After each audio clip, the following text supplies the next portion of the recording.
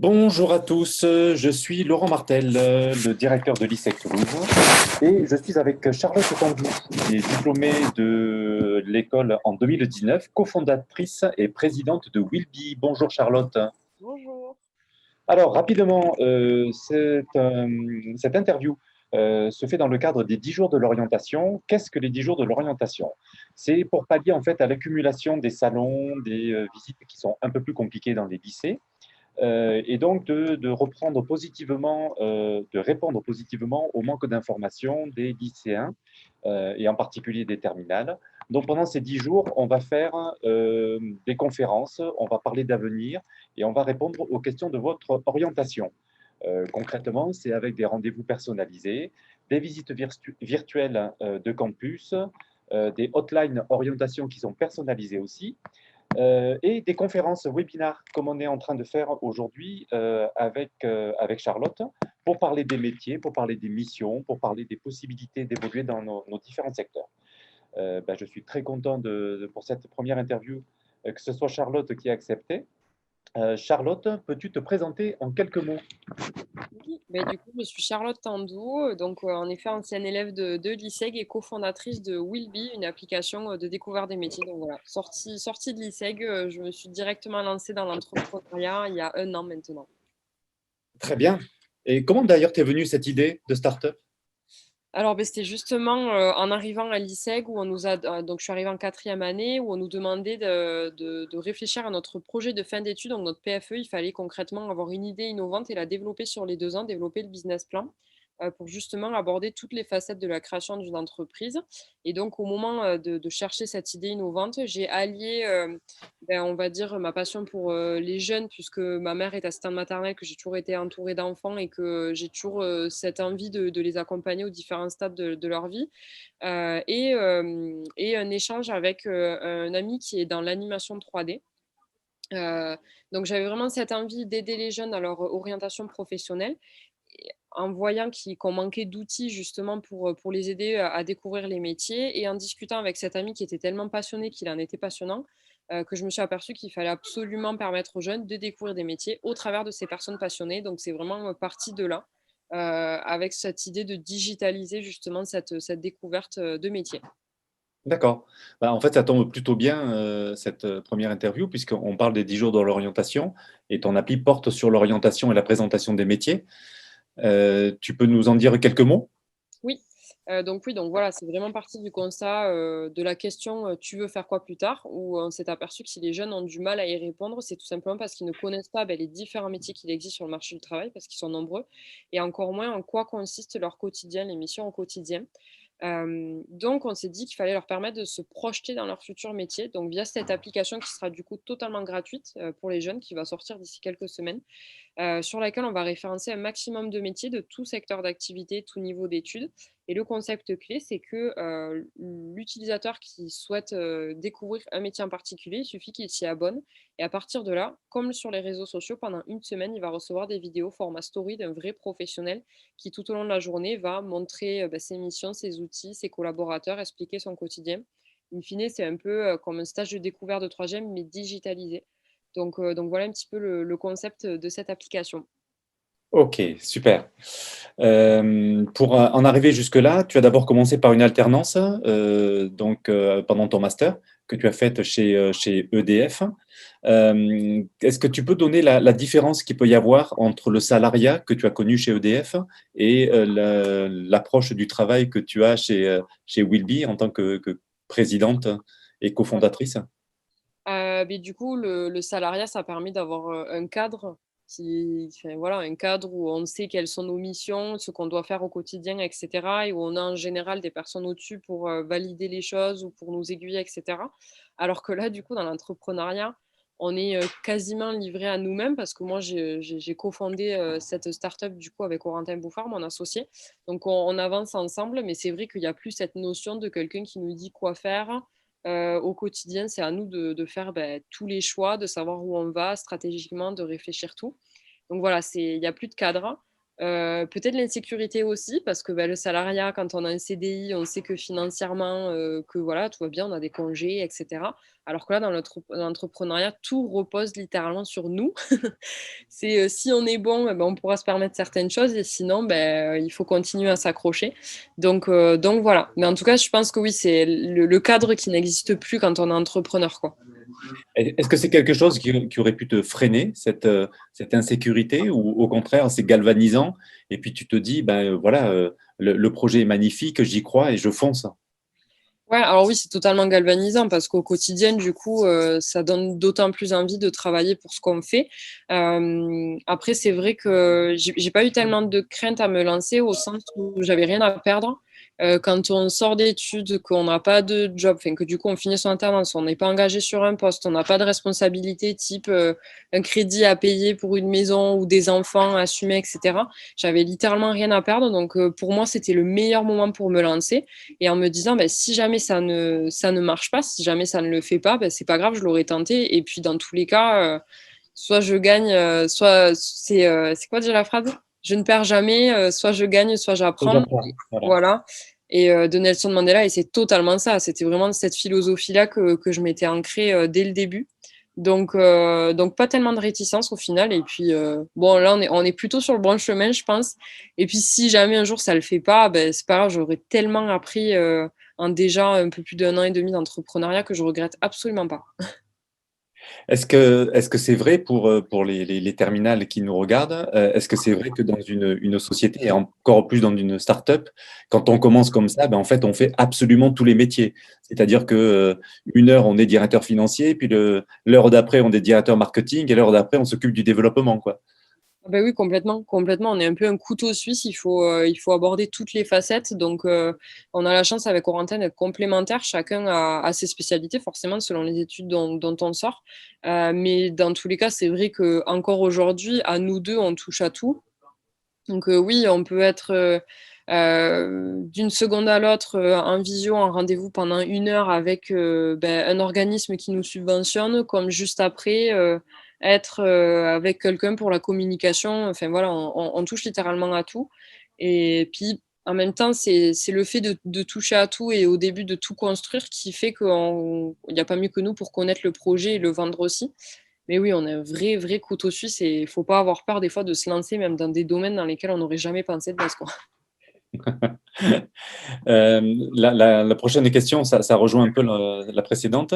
Quelles sont tes missions au quotidien? Si tu devais décrire une journée type, voilà, tu fais quoi? Bah, journée type, je pense c'est un peu classique comme tout le monde, c'est checker ses messages, ses mails et cetera. Puis après, bah, selon ce qui est planifié dans la journée, bon là, en ce moment, c'est beaucoup réunions visio et cetera. Mais oui, c'est enchaîner les rendez-vous, que ce soit avec des ambassadeurs métiers, des partenaires, des potentiels clients. Enfin voilà, c'est enchaîner pas mal de rendez-vous. Nous, on est beaucoup aussi en contact avec les développeurs qui se chargent, du développement de l'application. Là, l'appli est toute développée, mais il y a encore des choses, qu'on réfléchit pour les prochaines évolutions et cetera. Et puis tout ce qui est création de contenu, comme quoi, on peut passer autant d'un rendez-vous prospect que du montage vidéo parce que, il faut, monter toutes les vidéos pour l'application sur tous les métiers, appeler les ambassadeurs métiers pour voir où ils en sont et cetera.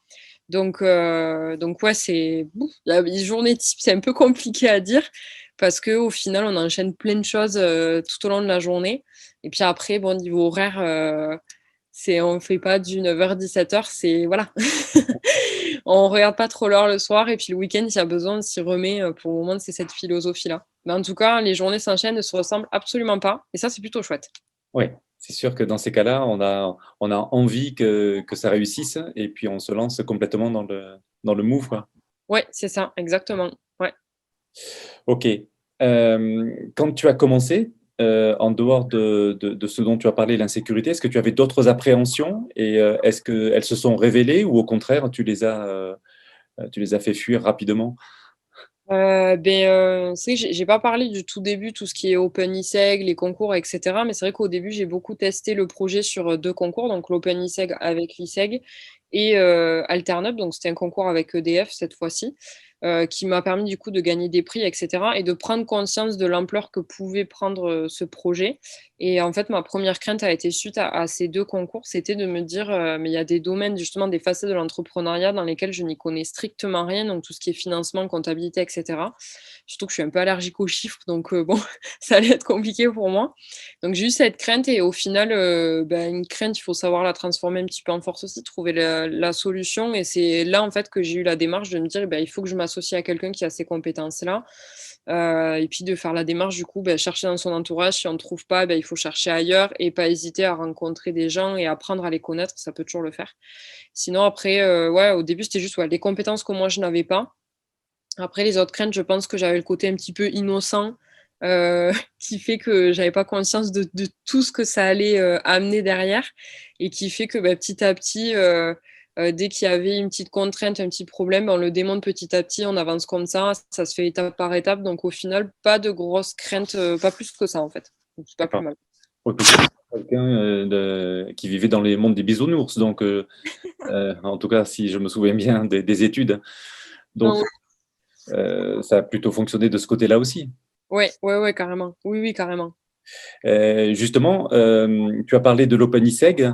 C'est un des pôles que l'ISEG offre pour faire un concours qui permet d'avoir un financement sur une idée qui devient un projet que l'on construit avec des mentors et qui est présenté après à Paris devant un jury. Il y a beaucoup de projets aussi pendant les masters à l'ISEG et pas que, pendant le bachelor aussi. Il y a également beaucoup de stages ou d'alternance, comme tu l'as fait toi. En fait, en quoi la formation de l'ISEG t'a aidé pour construire ton projet et pour te lancer dans l'entrepreneuriat? Ouais, et je pense que, comme je l'ai dit, de base, je pensais pas du tout, être entrepreneur. Quand je suis arrivée en quatrième année, je pensais pas qu'au bout de 2 ans, j'allais, créer une start-up avec quelqu'un. Mais et du coup, au cours de la formation, c'est justement grâce à la formation que j'ai pris conscience que je pouvais le faire, que c'était possible. Donc, déjà, le réfléchir au PFE, sur 2 ans, et le concours de l'OpenIC qui a été un très gros tremplin. Après, il y a tout ce qui est, les professeurs qui sont pas vraiment des professeurs à proprement parler, c'est plus des intervenants du monde du travail qui viennent faire des retours d'expérience, enseigner leur savoir-faire, et cetera. Donc ça aussi, ça permet d'avoir une approche, déjà une petite approche terrain, un retour terrain. Et les projets, oui, les projets en cas réel où on avait, une association ou une entreprise qui venait nous exposer, le lundi une problématique, communication marketing, et on travaillait dessus sur 3 4 jours et ensuite on leur faisait des recommandations pour, s'améliorer, et ça aussi, mine de rien, ça permet d'être déjà sur le terrain, dans le concret, dans le vrai, et essayer le plus possible de proposer quelque chose de réaliste, à ces personnes-là. Et ça, on en avait assez régulièrement, je ne veux pas dire de bêtises, mais peut-être 2 fois par trimestre, quelque chose comme ça. Oui, c'est ça, oui. Ouais. Tout à fait ça. Donc ça a aidé beaucoup. L'alternance aussi, forcément, en plus le rythme vraiment alterné où on avait, c'est pas du 2 semaines, 2 semaines, c'est, 1 jour par semaine en école et Oui, le reste en entreprise, donc ça permet oui. de vraiment bien switcher entre les 2. Donc oui, non, il y a je pense que j'en ai fait le tour, mais c'est vrai que toutes ces petites choses-là, mises bout à bout, permettaient d'avoir déjà l'état d'esprit, ancré au réel, au marché du travail, et du coup, pourquoi pas lancer sa boîte après, quoi. D'accord. Et maintenant, par rapport à Willby, ton application, quelles en sont les perspectives, hein, de développement et quelles sont vos propres perspectives à vous en tant qu'associé Mmh. de la startup? Alors du coup, là, les perspectives à très, très court terme, c'est sur les prochaines semaines la sortie de l'appli, donc avant 2021. Donc sortie d'application avec un certain nombre de métiers dessus et qu'on va continuer d'alimenter, donc ce qui fait qu'on va beaucoup travailler encore sur le contenu, sur les partenariats, la faire connaître, et cetera. Donc on va être bien occupé en ce début d'année. Septembre 2021, du coup, on va pouvoir accélérer davantage, pour la faire connaître, puisque derrière on aura du contenu, encore plus grandissant, on va dire, encore plus costaud. Donc voilà un peu à court terme, à moyen terme. Après, nous, l'idéal, ce serait en termes de notoriété, c'est de réussir à s'ancrer dans les esprits des jeunes comme un outil un peu de référence de l'orientation pour découvrir des métiers et ensuite en découler des études. Donc ça, ce serait le top, que voilà, Willyby soit un petit peu un outil de référence pour eux. Et puis après, à très long terme, qui serait trop chouette, c'est de s'externaliser du coup, pourquoi pas d'aller à l'étranger, proposer la solution, adapter les choses à d'autres cultures, à d'autres marchés du travail et cetera, qui sait? Et Rien n'est puis, trop. dans 10 ans, on fait la même interview, mais tu seras à New York et puis on fera ça. Ouais, non, bah, oui, On fera oui, ça. j'aimerais bien, ce serait chouette. Ouais, ce serait trop bien.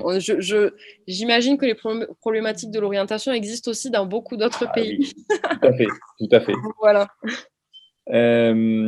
Une question qui concerne la motivation. On a parlé beaucoup de hard skills. Sur les soft skills, en fait, que tu as aussi apprises à l'ISEG, bon, il y avait le coaching, enfin, etc. Moi, ce que j'ai envie de te poser, c'est il faut forcément être passionné quand on se lance dans ce type de projet. Il faut croire en soi forcément, mais en son projet aussi. Mais surtout, moi, ce que j'ai envie de savoir, c'est qu'est-ce que le matin, quand tu te réveilles, qu'est-ce qui te fait triper, quoi? Pourquoi tu te lèves? Ouais, oui, c'est vrai que si on n'est pas passionné, surtout dans l'entrepreneuriat un peu d'innovation, même si on n'est pas sur une innovation technologique, on est plus sur quelque chose de social, on va dire, d'usage. Quand on est dans l'entrepreneuriat d'innovation, si on n'est pas passionné, bon, il faut mieux pas se lancer. Si on ne croit pas vraiment à fond dans son projet, faut peut-être mieux pas se lancer parce que va falloir s'accrocher pendant plusieurs années au début, et cetera. Donc bon, voilà. Et du coup, ce qui fait triper le matin en se levant, c'est de se dire que, on a entre les mains une solution qui peut potentiellement aider des milliers de jeunes chaque année, les apaiser un petit peu dans cette question de l'orientation et ça fait vraiment plaisir. Il y a une vraie but social derrière et puis au-delà de ça, c'est au quotidien pouvoir rencontrer plein de professionnels de plein de métiers qui sont ultra passionnés par ce qu'ils font, qui en parlent avec les tripes puis en plus de ça, c'est à titre personnel, on apprend énormément de choses sur tous les métiers. À force, on va avoir une culture générale sur le monde professionnel assez répandue. Donc non, oui, c'est chouette. C'est voilà, c'est avoir une vraie valeur ajoutée pour ces jeunes et en plus, cette richesse au niveau des rencontres au quotidien, quoi. D'accord. Il y a une anecdote en particulier qui te revient comme ça et qui est super positive ou au contraire super négative, mais enfin, généralement, c'est plutôt positif. Oui, ah ben oui, quand même, je peux le dire, c'était à l'ISEG. La 1re étape où on devait présenter le PFE, c'était l'idée et je me souviens que les 2 profs qui étaient un petit peu dubitatifs, donc peut-être que j'avais pas réussi à me faire comprendre, mais ils me disent: «Ouais, c'est un peu un Wikipédia des métiers, bof, on sait pas et tout».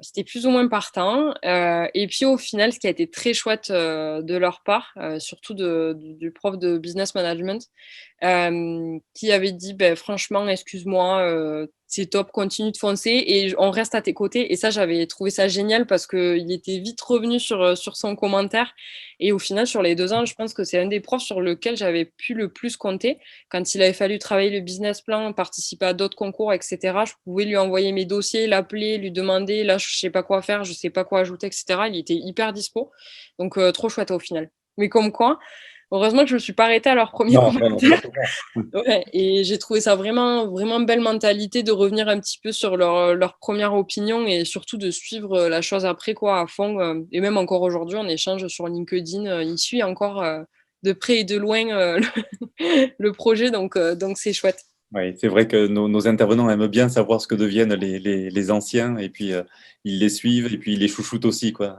Ouais, carrément. l'ISEG est une famille, donc Ouais, c'est ouais. C'est vrai qu'au début, quand on arrive à l'école, on peut croire que c'est très vendeur de dire que c'est une famille, et cetera. Mais en fait, pas du tout, parce que je trouve qu'il y a un truc qui est super important, c'est qu'on n'est jamais énormément dans l'école, puisqu'on a toutes les promos des rythmes alternés. Donc, ce qui veut dire que ben, les jours où on est à l'école, des fois, il n'y a que notre promo. Et limite, on a ben, l'équipe administrative et les intervenants que pour nous à chaque fois qu'on est là. Donc, c'est vrai qu'on a la sensation que tout le monde se connaît, que tout le monde sait où on en est, ce qu'on fait, les projets qu'on a, etc. Et ça, j'ai trouvé ça trop chouette. C'est pas juste un argument marketing, c'est vrai. Je confirme. Dernière question, si tu avais un conseil à donner à un étudiant qui veut se lancer dans l'entrepreneuriat et particulièrement dans la création d'une start-up, ça serait quoi ton conseil? Bah, d'oser. Déjà, premièrement, de faire des bonnes études de marché, vérifier que ce qu'on fait, ça n'existe pas déjà. Enfin, ça peut déjà exister, mais il faut savoir se différencier un petit peu. Surtout en parler, parce qu'au début, on a le réflexe de dire «Oh, mais s'il faut, c'est une trop bonne idée, il faut que je le garde, c'est mon bébé, il faut surtout pas que j'en parle, sinon je vais me faire piquer l'idée». En fait, ça, c'est une grosse bêtise, il faut surtout pas le faire. Il faut savoir faut faire attention à qui des fois, mais faut pas hésiter à en parler, que ce soit à ses profs, à son entourage ou autre, pour justement échanger, pour faire évoluer le concept et puis après oser s'inscrire à des concours, contacter, des personnes qui sont dans l'entrepreneuriat, qui peuvent nous aider, nous conseiller, nous épauler. Enfin voilà, faut oser au maximum, faut pas s'auto-censurer, faut pas se mettre de barrières. Si d'autres sont capables de le faire, on en est capable aussi. Donc voilà, oser au maximum. Bon, super. Ce sera le mot de la fin, Charlotte. Ce sera le mot de la fin, ça me va. Merci beaucoup de ce moment que tu as passé avec nous pour nous présenter Willby et pour nous présenter ton parcours d'entrepreneuse. On te souhaite bon vent Merci. et à très très bientôt. À bientôt. Au revoir. Au revoir.